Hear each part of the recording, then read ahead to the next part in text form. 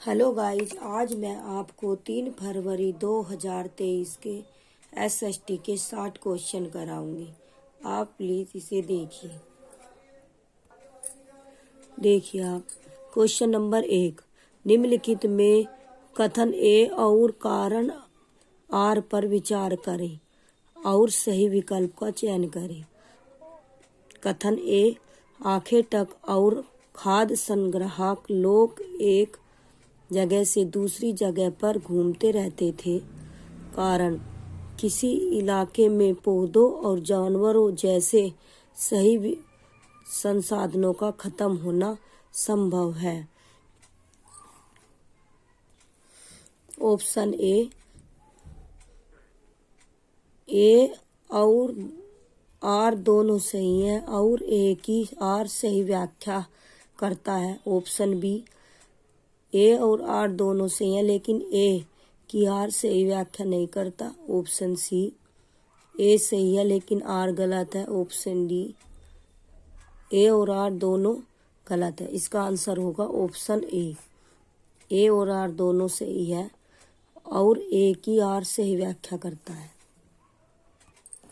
Explanation, आंखें टक और खाद्य संग्राहक लोग से जगह एक दूसरी जगह पर घूमते रहते थे क्योंकि किसी इलाके में पौधों और जानवरों जैसे संसाधनों का खत्म होना संभव है। यह दोनों कथन सत्य हैं और ए और आर दोनों सही व्याख्या करता है। आंखें टक एक एवं खाद्य संग्राहक समुदाय के एक जगह से दूसरी जगह पर घूमते रहने के कई कारण थे।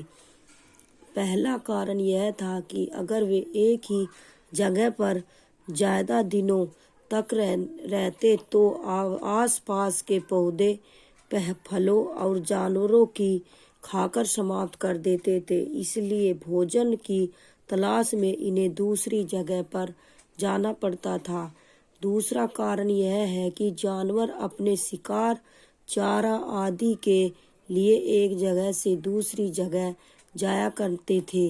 ऑप्शन 3, तीसरा कारण यह है कि पेड़ों में फल फूल अलग अलग मौसम में आते हैं, इसलिए लोग उनकी तलाश में उपयुक्त भोजन मौसम के अनुसार अन्य इलाकों में घूमते रहते थे। चौथा कारण पानी है। कुछ नदियों, झीलों, झरनों का पानी कभी नहीं सूखता, कुछ का सूख जाता है। सूखने वाली और नदियों, झीलों के किनारे रहने वाले लोगों को पानी की तलाश में इधर उधर जाना पड़ता है। क्वेश्चन 2, उन पेड़ों की छाल, कपास, पटुआ तथा सन को तैयार करने के काम में विधवाओं, सक्षम अक्षम महिलाओं, भिक्षुणियों, वृद्धों, वेश्याओं, राजा की अवकाश प्राप्त दासियों, सेविकाओं और अवकाश प्राप्त देवदासियों को लगाया जा सकता है। यह कताई बुनाई कारखानों पर दिए गए निर्देश निम्नलिखित में से किस ग्रंथ में वर्णित है? ऑप्शन ए, मुद्रा राक्षस में।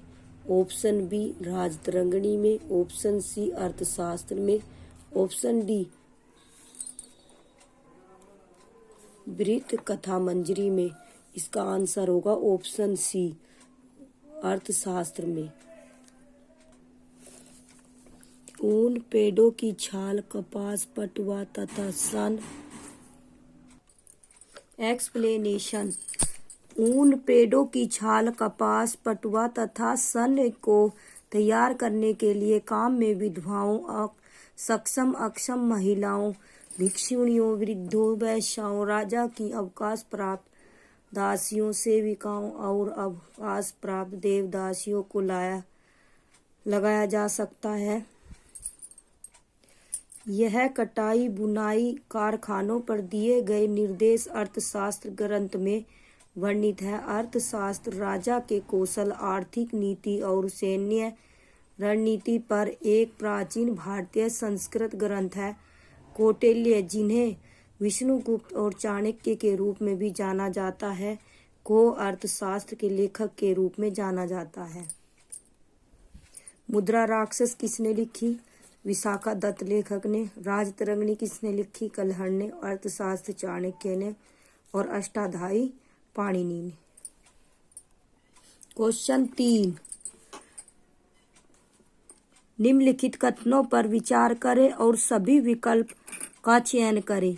कथन 1, 7वीं शताब्दी से शासकों ने बड़े मंदिरों का निर्माण करवा कर भी अपनी सत्ता और संसाधनों का प्रदर्शन करने का प्रयास किया। कथन 2, 10वीं और 11वीं शताब्दी के दौरान शासक एक दूसरे के राज्यों पर आक्रमण करते थे तो मंदिरों को अपना निशाना बनाते थे।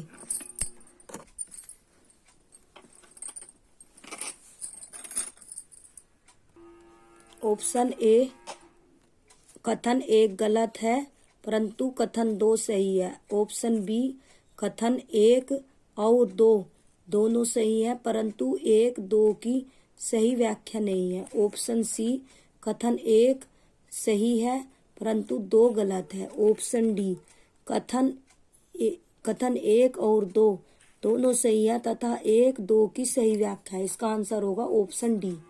Option D. एक्सप्लेनेशन।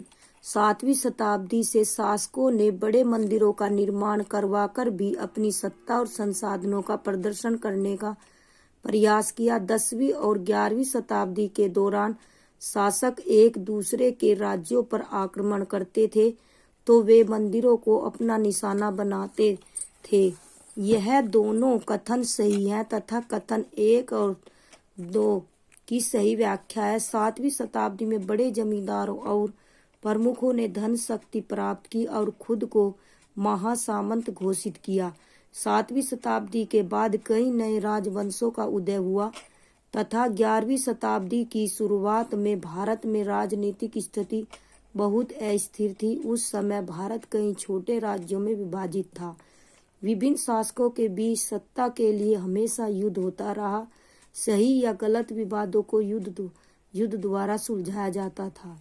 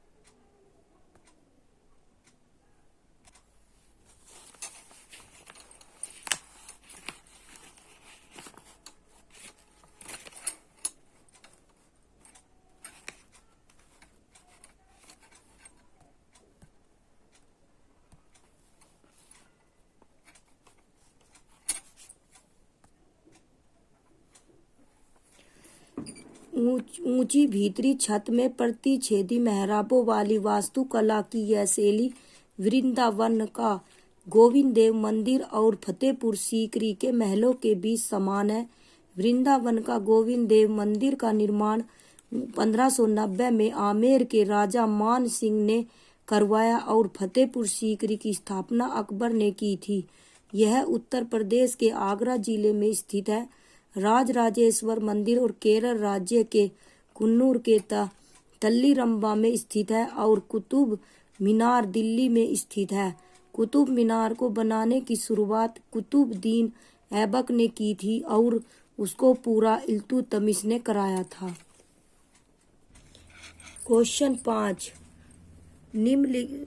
7वीं सदी के आते आते भारतीय उपमहाद्वीप में निम्नलिखित राजनीतिक बदलाव अस्तित्व में आ चुके थे।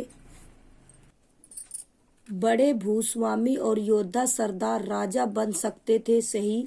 ऑप्शन बी, ब्राह्मणों ने अपने परंपरागत पेशे को छोड़कर शस्त्र उठा लिए थे। सही।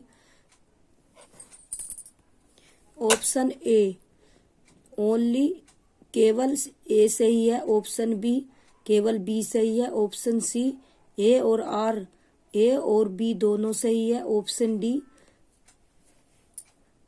डी, ए और बी दोनों सही नहीं है। इसका आंसर होगा ऑप्शन सी, ए और बी दोनों सही है। एक्सप्लेनेशन। 7वीं सदी के आते आते भारतीय उपमहाद्वीप में निम्नलिखित राजनीतिक बदलाव अस्तित्व में आ चुके थे। बड़े भूस्वामी और योद्धा सरदार राजा बन सकते थे। ब्राह्मणों ने अपने परंपरागत पेशे को छोड़कर शस्त्र उठा लिए। कई शासकों ने प्रशस्तियों में अपनी उपाधियों का बखान किया। 7वीं शताब्दी के बाद कई राजवंशों का उदय हुआ। अधिक सत्ता और संपदा हासिल करने पर सामंत अपने आप को महासामंत, मंडलेश्वर का महान स्वामी इत्यादि घोषित कर देते थे। क्वेश्चन 6, 18वीं शताब्दी भारत के संदर्भ में निम्नलिखित कथनों पर विचार करें और सही विकल्प का चयन करें। कथन ए, 18वीं शताब्दी में शिल्प और वाणिज्य में बड़े बड़े परिवर्तन आए जब व्यापारी और कारीगर यूरोपीय कंपनियों द्वारा स्थापित ब्लैक टाउन्स में स्थानांतरित हो गए। कथन बी, ब्लैक देसी व्यापारियों और शिल्पकारों को कहा गया है जो फोर्ट सेंट जॉर्ज और फोर्ट सेंट विलियम जैसी जगहों पर रहते थे। ऑप्शन ए, केवल ए सही है। ऑप्शन बी, ए और बी दोनों सही है तथा बी ए का सही वृत्तांत है। ऑप्शन सी, ए गलत है, बी का सही है। ऑप्शन डी, ए और बी दोनों सही है परंतु बी ए का सही वृत्तांत नहीं है। इसका आंसर होगा ऑप्शन ए, केवल ए सही है। एक्सप्लेनेशन। 18वीं शताब्दी में शिल्प और वाणिज्य में बड़े बड़े परिवर्तन आए जब व्यापारी और कारीगर यूरोपीय कंपनियों द्वारा स्थापित ब्लैक टाउन्स में स्थानांतरित हो गए। यह कथन सत्य है तथा ब्लैक टाउन्स देसी व्यापारियों और शिल्पकारों को कहा गया जो केवल फोर्ट सेंट विलियम जैसी जगहों पर रहते थे। अतः यह कथन असत्य है। 18वीं सदी की विशेषता। 18वीं सदी में गुलामी भारतीय समाज की प्रमुख विशेषताओं में से एक थी। राजपूत, खत्री और कायस्थ आमतौर पर दास महिलाओं को घरेलू काम के लिए रखते थे। 18वीं शताब्दी के भारत की सामाजिक आर्थिक स्थिति अस्थिरता से प्रभावित थी। सामान्य रूप से समाज ने अपनी अधिकांश परंपराओं को बरकरार रखा लेकिन समाज में कई बदलाव को प्रेरित किया गया। सामाजिक व्यवस्था के सबसे निचले स्तर पर अधिकांश गरीब थे। 18वीं शताब्दी के प्रारंभ में औरंगजेब की मृत्यु के पश्चात मुगल साम्राज्य का पतन प्रारंभ हो गया। क्वेश्चन 7, उपनिवेशिक भारत के स्थायी बंदोबस्त के संदर्भ में निम्नलिखित में से कौन से कथन सही है। ऑप्शन ए, 1793 में थॉमस मुनरो ने बंगाल प्रांत में स्थायी बंदोबस्त की शुरुआत की। ऑप्शन बी, इसके तहत राजाओं और ताल्लुकदारों को जमींदार के रूप में मान्यता दी गई। सही। ऑप्शन सी, जमींदारों को किसानों से लगान वसूल करने का अधिकार दिया गया।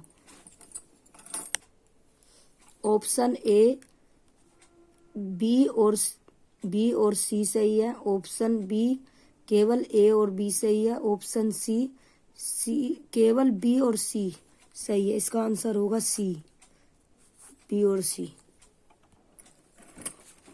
उपनिवेशिक भारत के स्थायी बंदोबस्त के संदर्भ में निम्नलिखित कथन सत्य हैं। इसके तहत राजाओं और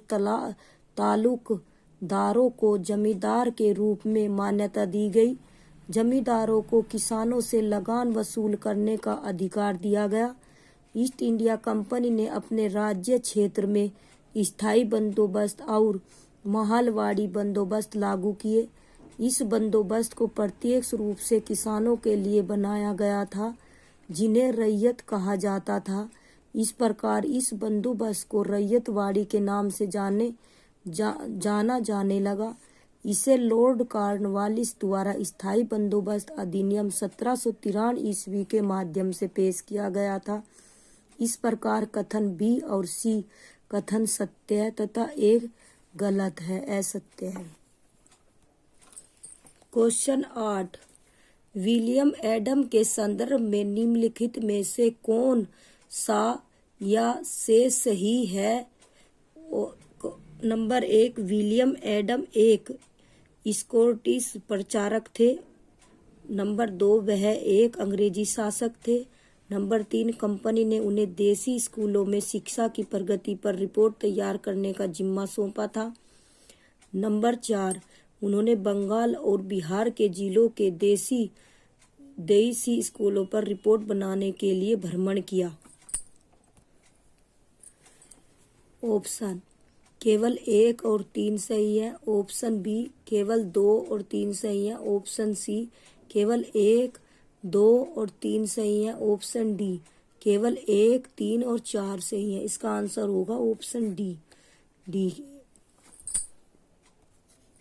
एक्सप्लेनेशन, विलियम एडम एक स्कॉटिश प्रचारक थे।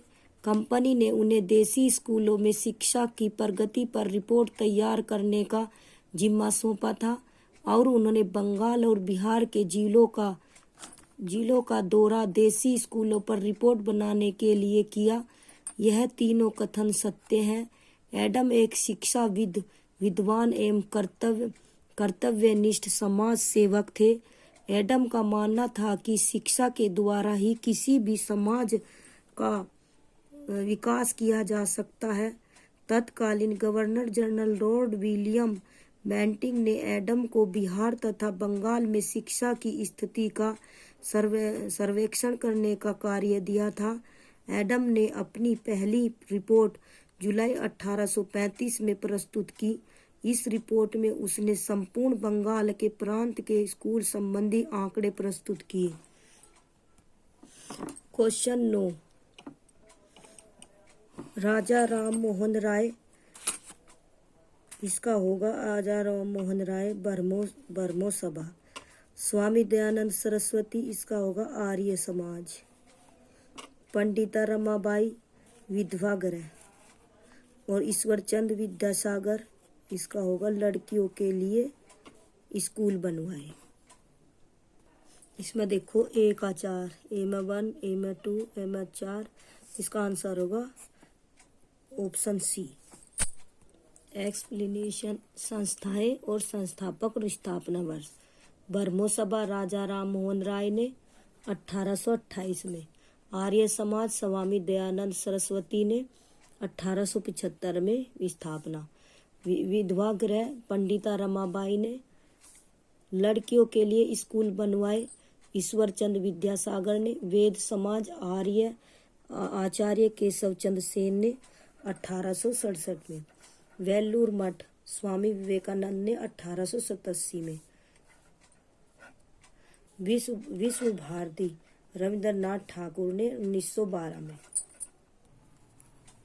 क्वेश्चन 10, किसी भी सामाजिक बुराई को चुनौती देने के लिए ईश्वरचंद विद्यासागर द्वारा अपनाई गई रणनीति निम्न प्रकार से थी। ऑप्शन ए, पश्चिमी विचारों का हवाला देना। ऑप्शन बी, समर्थन देने वाले अंधविश्वासों को खोजना। ऑप्शन सी, प्राचीन ग्रंथों में श्लोक या वाक्यों को ढूंढना।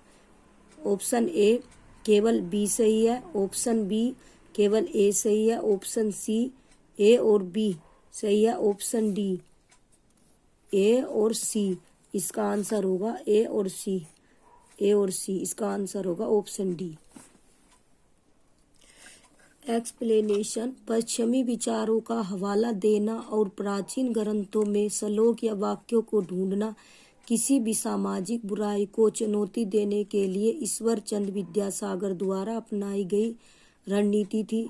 1820 में ईश्वर चंद विद्यासागर का जन्म बंगाल के हुगली जिले के वीरसिंह गांव में एक बंगाली हिंदू ब्राह्मण परिवार में हुआ था। ईश्वर चंद विद्यासागर 19वीं सदी में एक उल्लेखनीय कार्यकर्ता और विचारक थे। एक प्रसिद्ध विद्वान और समाज सुधारक के रूप में उनके विचारों में भारतीय और पश्चिमी दोनों आदर्श शामिल थे।